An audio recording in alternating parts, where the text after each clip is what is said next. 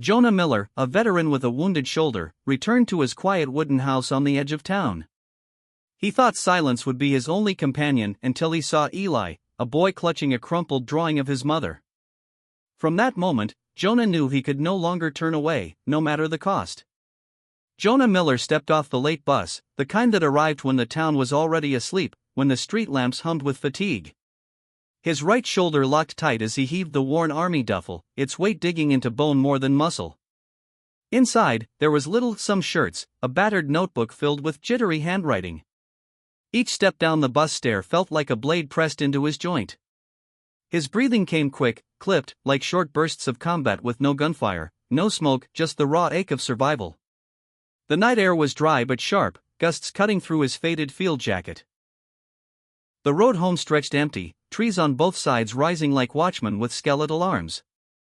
Jonah's pace quickened, almost urgent, as though distance itself might strip him clean of the sounds and smells he carried, the crack of rifles, the heavy cries, the metallic tang of nights spent crouched in dust. Yet each stab in his shoulder dragged the memories back, vivid as scars carved into the dark. At the end of the lane, a house appeared wooden, small, shuttered. The porch door stood sealed, steps buried under a carpet of dry leaves. Jonah halted, palm trembling against the cold latch. He drew in a hard breath, swung it open, and entered silence. Not the peace he once dreamed of, but a silence so dense it pressed on the skin. The kitchen was cold, cupboards veiled in dust, windows clouded with time. He dropped the duffel on the floor, and the thud echoed like in an empty bunker. Nights blurred. He sat in the dim glow of a single lamp, the cracked wall casting back his warped shadow.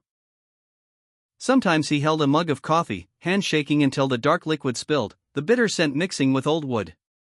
He feared closing his eyes. One blink, and the faces came back, the fallen, the pleading, the ones he couldn't save. Fear clung to him, an unseen companion pacing each corner of the room. But in that fear, something slowly surfaced. Jonah began to understand, the past wasn't leaving, not by fleeing, not by silence. He was still here, breathing, hurting, but unbroken. War's weight wouldn't dissolve, yet it hadn't stripped him of the will to rise. Somewhere between the ache and the quiet, resilience crept in. It didn't roar, didn't demand proof. It was simply the act of breathing again, of enduring another night, of staring into the darkness without turning away. By day, Jonah tried to keep a rhythm, sweeping the floor, stacking dishes, wiping the dust from the windows. Yet everything was bound by the stiffness in his right shoulder. The moment he reached too high, pain shot through the joint, sharp and merciless, spreading down his arm like needles pressed into flesh. Tasks that once took no thought, pulling a curtain, hanging a shirt, setting a jar on a shelf, became small trials of endurance. He bore them in silence, lips tight, sweat soaking through the back of his shirt, leaving cold salt stains across his skin. Nights were the worst.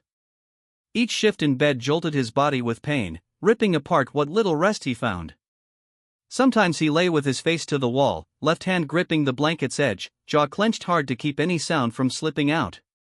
The tick of the clock beat on, relentless, a reminder that time moved forward while he was pinned inside an endless loop of ache and fatigue.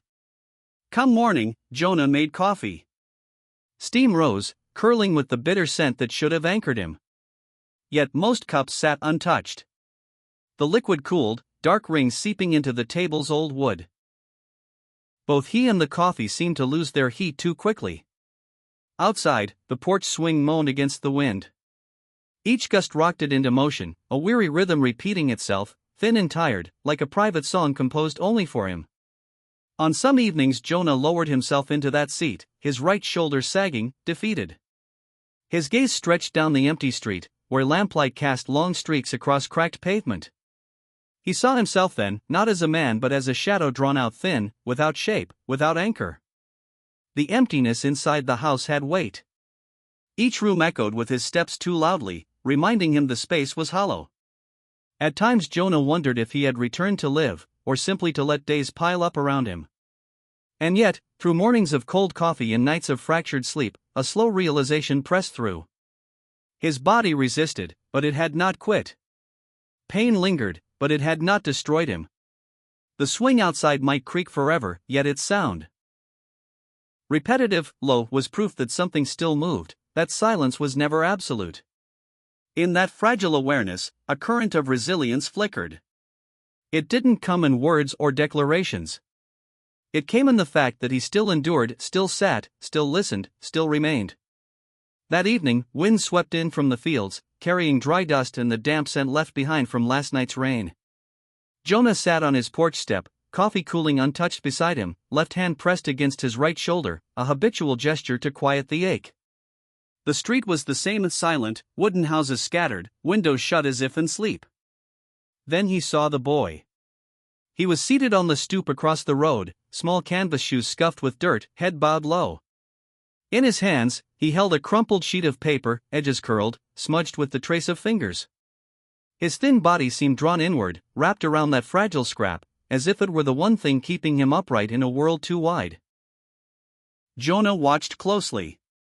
The last light of the day fell across the boy's hair, brown with a glint of gold in the strands. He didn't move, except to clutch the paper tighter, release, then clutch again.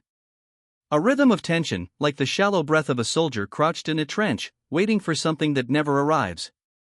The door behind him opened. A man stepped out. Briggs. Broad-shouldered, shirt dark with wear, veins taut at the wrist. His voice carried short, blunt, stripped of warmth, more command than call. At once, the boy shoved the paper into his pocket, so hurried the sheet nearly tore. He rose, back bent slightly, eyes still down.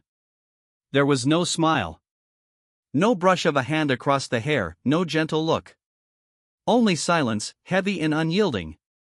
Jonah sat frozen. His heart pounded, not from the pain in his shoulder, but from a familiar recognition. The cold space between an adult and a child denied the chance to speak. It was the same emptiness he'd seen in the eyes of young recruits in far-off places, where lullabies were drowned out by gunfire. When Briggs shut the door, leading the boy inside, Jonah stayed rooted, gaze fixed on the now empty stoop. The image etched itself into him more sharply than the sound of wind, more than the porch swing's groan. A child, a crumpled drawing, and silence heavy enough to choke. That night Jonah couldn't sleep.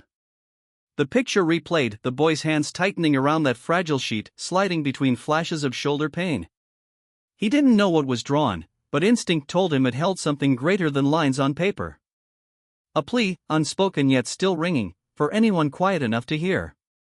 The next morning the sky was dim, clouds filtering the sun into a dull haze that spread across the park lawn.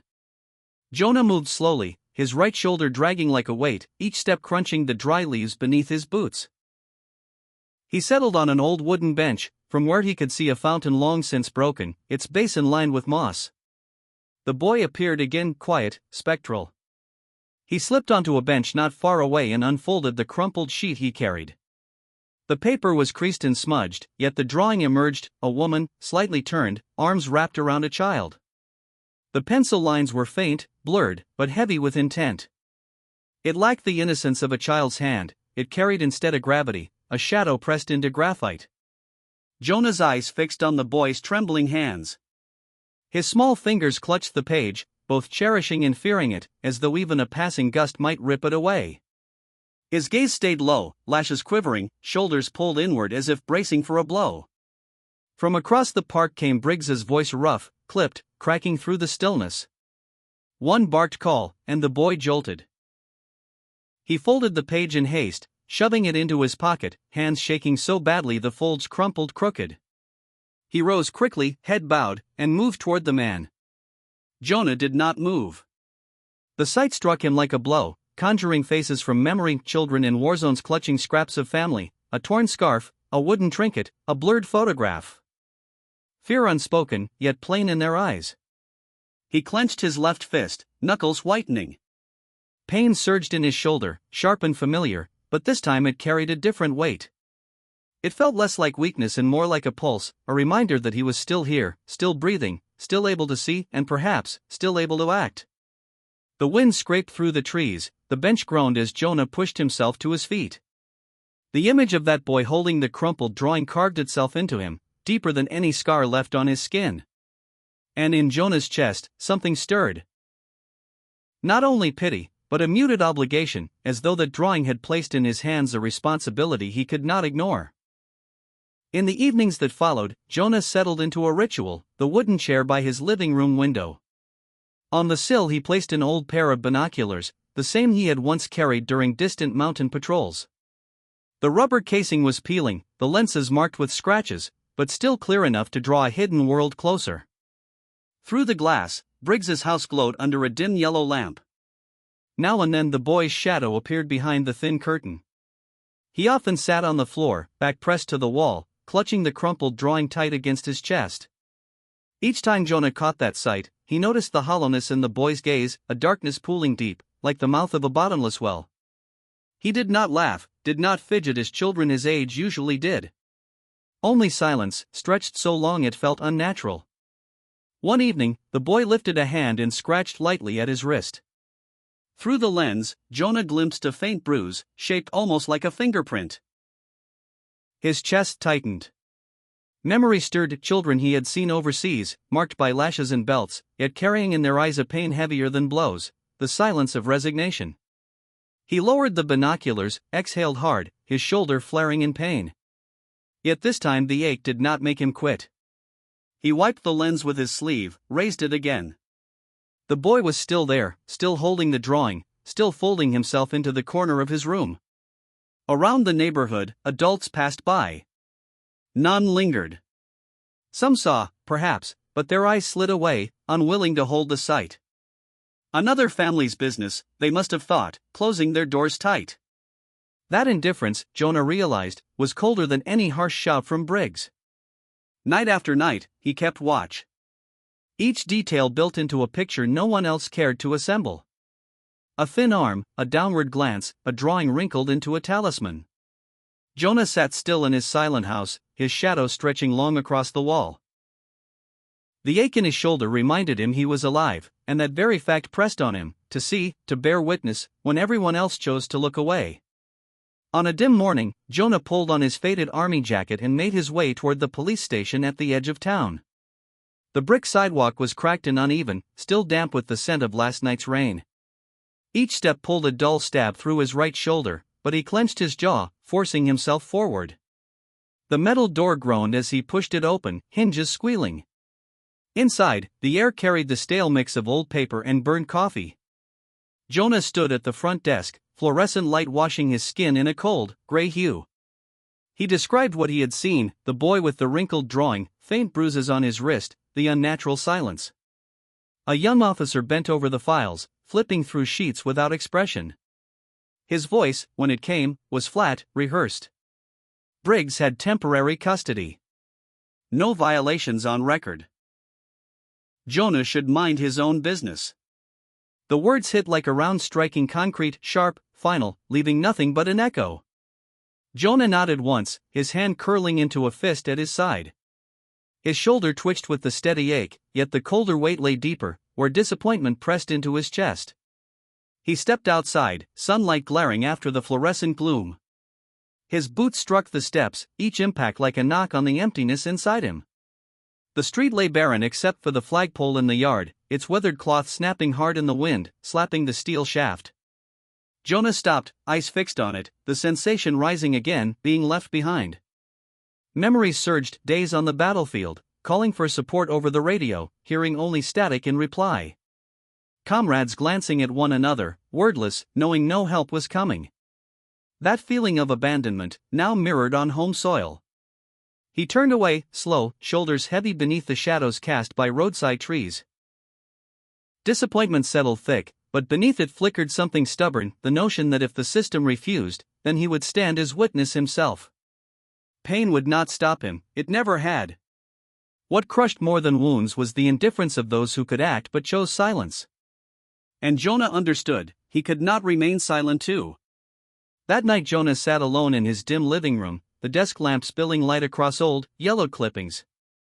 He had a habit of saving reports of the missing, short notices cut from newspapers, pasted into a hardbound notebook. He never fully knew why. Perhaps fear. Perhaps an aftertaste of war. No one deserved to vanish without trace, no one deserved to be erased into silence. He turned the pages slowly.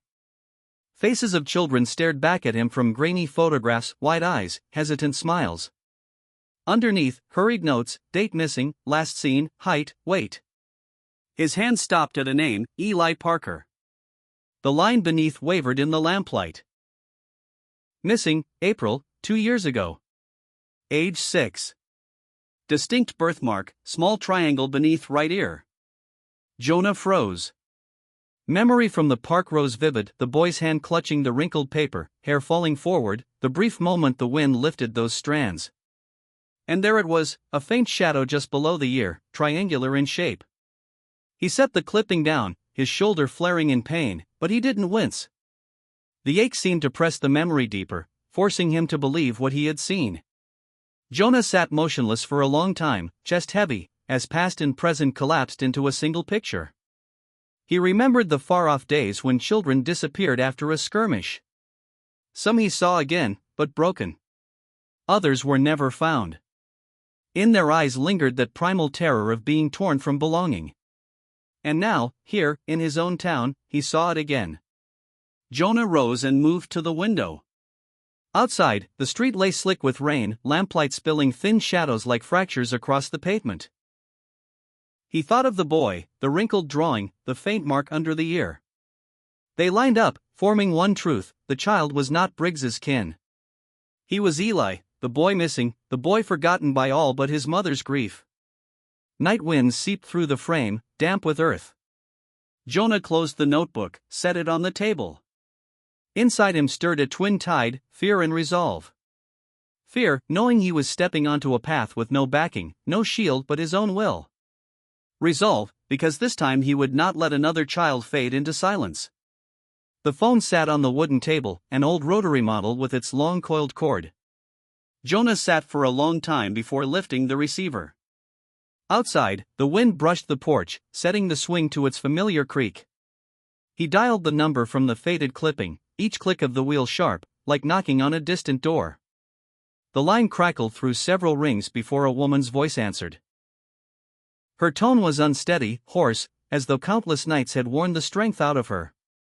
Jonah gave his name, then spoke of the boy, of the wrinkled drawing. On the other end, silence gathered, broken only by a trembling breath. Then she wept. Not loudly, but in a muted collapse, as though her throat had grown used to swallowing grief. Between sobs, she whispered, "It's him. He always drew me, even when there was no paper. He'd tear a corner from an old newspaper and sketch a woman holding a child. Always the same." Jonah felt stilled. The image of the boy clutching his drawing under the yellow park light came back, now tethered directly to the heart of a mother. He listened to her breath steady, then falter, then the long pause, two people inhabiting the same silence, bound by absence. His left hand pressed against his aching shoulder, squeezing until the pain radiated outward. Yet it seemed nothing compared to the sound of a mother's sorrow seeping through the line. It struck him then, what he'd seen was not a projection, not a trick of memory. It was real. Sarah's voice came again, still trembling, but edged with a quiet resolve. "I never stopped looking. People told me to let go. But how can a mother let go?" Her words cut through like a soft blade, slicing the indifference Jonah had seen in his neighbor's eyes. The call ended with silence. No promises, no plan. Only a confirmation that the boy was Eli, and that somewhere, a mother was keeping herself alive on hope alone. Jonah set the receiver back down, the click echoing faintly in the wide, dim room. He remained in the lamp's pale circle, feeling as though a page had turned not to close the past, but to force him into the next. Outside, the wind moved again, and the porch swing creaked. This time, the sound carried less loneliness and more insistence, a rhythm urging him. He could not remain a bystander any longer. Jonah printed the grainy photos he had taken through his old binoculars. In them, the boy sat still, hands clutched around the wrinkled drawing. One image caught the faint bruise at his wrist. Jonah slipped the prints alongside an old missing child article into a large envelope. His boots echoed down the station hall, each step reverberating like in a concrete bunker. At the reception desk, the same young officer looked up, his expression already weary. Jonah set the envelope down, voice low and deliberate. The officer opened it, flipped through a few pages without pause, then slid it back. The answer returned, flat and final. Not enough evidence to open a case. Mr. Briggs has temporary custody. Another door closed, not of metal this time, but of indifference. Jonah's hand curled into a fist, pulse throbbing in his wrist. His right shoulder twitched with pain, but he stood straight, eyes fixed on the officer as if willing him to see what Jonah saw night after night. But the man's eyes remained blank, as cold and unmoved as ice over a pond. Outside, Jonah walked the long street. Noonlight blazed, glaring off windows, leaving him squinting. He ducked into a corner store, bought a pack of cigarettes, but before striking a match he crushed the box in his palm and tossed it in the bin. Not because his tension eased, but because smoke couldn't mask the weight pressing in his chest. That afternoon a neighbor mentioned, almost in passing, that Briggs planned to leave soon, maybe take a job across state lines. The words spread like dust, unremarked, unheeded. Yet to Jonah, each syllable tolled like a bell. He imagined the boy swallowed deeper into shadow, carried farther, until no trace remained to follow. Back home, Jonah sat at his table, the hardbound notebook open before him. He brushed his fingers across Eli's photograph, the faded line beneath, missing, April, 2 years ago. His hand trembled, but his gaze stayed steady. Time was sifting away, like sand through an open fist. And if he did nothing, the boy would vanish, this time beyond recall. Outside, the wind stirred, the porch swing groaned. Its creak no longer lulled. It sounded instead like a countdown, each sway marking a moment lost. Jonah closed his eyes, drew a long breath, and felt a cold resolve settle into him, sharp as steel against skin. If an entire system chose blindness, then he alone would have to keep watch. Night fell over the town like a heavy quilt. Jonah's wooden house sank into silence, broken only by the wind threading through the cracks and the faint hum of insects outside. He lay on the sagging mattress, his right shoulder burning as though pressed to hot coal. Each shift sent a jagged pain down to his elbow, chopping his breath into pieces. He rolled onto his back, eyes fixed on the ceiling, cracked and veined with black lines. They looked like the map of some foreign land, tracing him back into memory. And memory surged, sudden, relentless. The crack of blasts, the collapse of stone.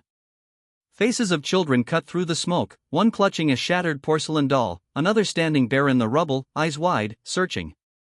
Many, too many, he had not saved. His pulse hammered, sweat gathering on his forehead though the night was cold. He jerked upright, left hand gripping the edge of the bed. The room stayed dark, but the past flared bright, as if the war was burning outside his window. The children turned their faces toward him, silent, eyes both pleading and accusing. Jonah shook his head, but they lingered. Fear surged, not of the pain in his shoulder, but of being powerless again. Eli might vanish, swallowed by indifference, and Jonah would add another clipping to his notebook, another lost child. That thought pressed heavier than wounds, clamping his chest until breath faltered. He rose from bed, bare feet against the cold wood floor. His shadow stretched across the wall, warped by the faint lamplight still glowing in the living room. Jonah stepped onto the porch, lowering himself into the creaking swing. The pain kept him from leaning back, yet he sat still, eyes lifting toward the sky. Clouds veiled most of the stars, leaving only a few faint pinpricks. He closed his eyes, drawing a long breath. Pain lanced through him, but inside it lay a strange reminder that he was alive, that he could still move, still act. Fear did not fade, but shifted, becoming a burden he would carry. And in that moment, Jonah understood, resilience was not born from forgetting, but from carrying memory forward, standing with it, and refusing to let it claim another child. The night rain fell heavy over the town, a thick curtain swallowing the sickly glow of street lamps. On Jonah's tin roof the drops beat in relentless waves, drumming like distant artillery. He sat still in his living room, shoulders searing each time he shifted, but sharper than the pain was the sound that threaded through the storm from across the street. At first, he thought it was the wind moaning in the eaves. But then, beneath the rain, he heard it, thin, strangled, rising and breaking, the cry of a child. Not loud, but muffled, as though forced back down into a throat too small to hold such fear. Jonah rose quickly, heart hammering, his left hand braced against the table's edge. He pressed to the window, peering through the blur of rain. Briggs's house lay dark, save for a pale line of light leaking from a small window. The cry persisted, thudding against Jonah's chest, urgent and unrelenting. He stood motionless for a long breath, torn between doubts, fear that he was mistaken, and a deeper fear that he was not. Then he chose. Jonah pulled his jacket over his shoulders and stepped into the storm. His boots soaked instantly, the cold rising through his legs. Rain lashed his face and neck as he crossed the street. At Briggs's wooden fence, he gripped the boards, hauled himself up, his right shoulder tearing with pain. He toppled over, landing hard in the mud, knees stinging. He pushed up, breath ragged, and stumbled to the back door. The wood shuddered in the wind. Jonah planted his body against it, his shoulder flaring bright with agony. But the cry inside drowned out everything else. He hurled forward, the door cracked, splintered open with a hollow crash. For a moment, time stalled. Rain swept in through the broken frame, soaking the narrow hallway, streaking the floor with glistening trails. Jonah stood drenched, breath tearing in and out, the must of the house mingling with the cold rain. In the dark, the child's cry grew clearer, each note stretched thin, breaking, like a dull blade dragging across his chest. Jonah clenched his left fist and stepped further in, his right shoulder burning like fire. He had broken through more than a door. He had crossed fear, and the indifference that had hemmed him in, to move closer to that fragile sound, the cry of a child no one else would hear. Inside the house, a weak bulb dangled from the ceiling, flickering as if it might die at any moment. The air was thick with liquor and damp rot. The floor groaned under Jonah's boots, each creak woven into the storm hammering against the windows. In the corner, the boy crouched, arms around his knees, the torn drawing at his feet. The page was crumpled, edges split, pencil lines blurred into smudges, yet the image still showed a mother holding a child. His hollow eyes stared past everything, wide with fear. Opposite him, Briggs swayed. His breath reeked of whiskey, eyes bloodshot and wild. A leather belt coiled in his hand, the buckle flashing under the unsteady light. No mask of civility remained. Here stood raw brutality, unhidden, unashamed. Jonah charged. His right shoulder seared, pain tearing down his arm. He gritted his teeth, forcing his body into motion. Briggs snarled, swinging the belt, but Jonah caught his arm and held. Their breaths clashed, harsh, striking like hammer blows in the silence. The struggle carried no words, only rasping lungs, wood splitting beneath their weight, rain hammering the glass. Jonah held on, agony blooming in his shoulder, yet he refused to let go. War memories surged, holding down a bleeding comrade, shielding with his own body. And now, those memories hardened into strength. Briggs thrashed, cursed, but whiskey dulled his balance. Jonah twisted, locking the man's thick wrist in his left hand. Both crashed to the floor. The belt clattered loose, buckles striking wood with a metallic clang. Eli shrank tighter, eyes locked on the fight, his small fist gripping his torn shirt. Outside, sirens pierced the storm. Blue and red light slashed through the thin curtains. Jonah still pressed down, sweat and rain mingling into bitter streams across his face. Briggs grunted, pinned, his arm wrenched behind. When the police burst in, they found a soldier, scarred and weary, holding down a drunken brute on the floor. Jonah said nothing, only released when the cold snap of steel cuffs closed around Briggs's wrists. The room hushed, filled only by the storm outside and the child's quiet sobs. The drawing lay torn at the boy's feet, trembling in the draft. Jonah slumped back against the wall, breath ragged. His shoulder blazed with pain, but in his eyes flickered something he hadn't felt in years, light, born of refusing, at last, to let go. The wail of sirens faded outside, leaving only the relentless pounding of rain on the tin roof, heavy, steady, like the heartbeat of the house itself. In the corner, Eli still crouched low, small hands gripping the torn drawing, wide eyes blank, as if the world had not yet settled into sense. The door burst open, and Sarah rushed in. Her shoes caked with mud, coat dripping, hair whipped wild by storm. She fell to her knees beside her child, hands trembling as they touched his narrow shoulders. Eli flinched, then caught the scent, the shape, the warmth he remembered. Slowly, he lifted his head.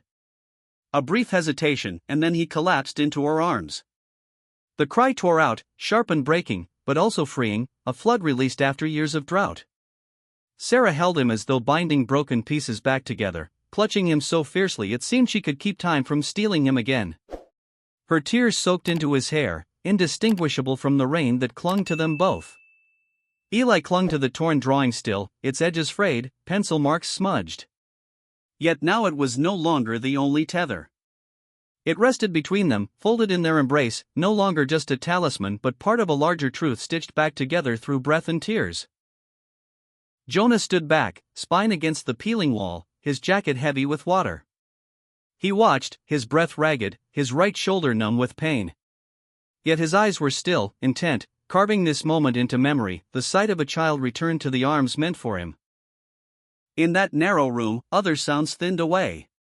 The clink of handcuffs outside, the shuffle of boots, even the storm all faded to the edge.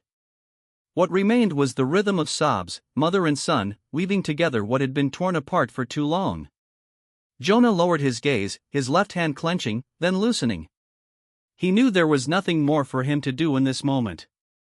He was only the witness, the man at the edge of the picture, but also the one who had broken the silence to let this reunion breathe. Outside, the wind still lashed, the worn curtain flapped wildly. Yet within that damp, dim room, warmth rose, fragile but real.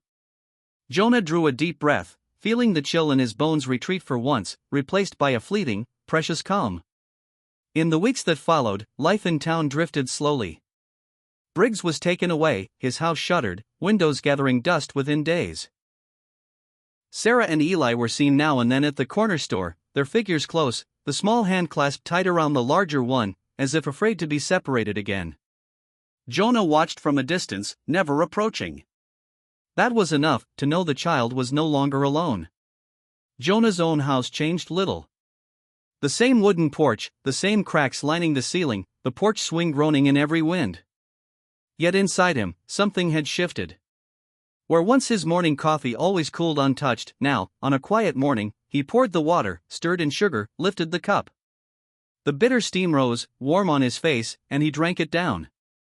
It was a small act, but it felt like crossing some invisible border.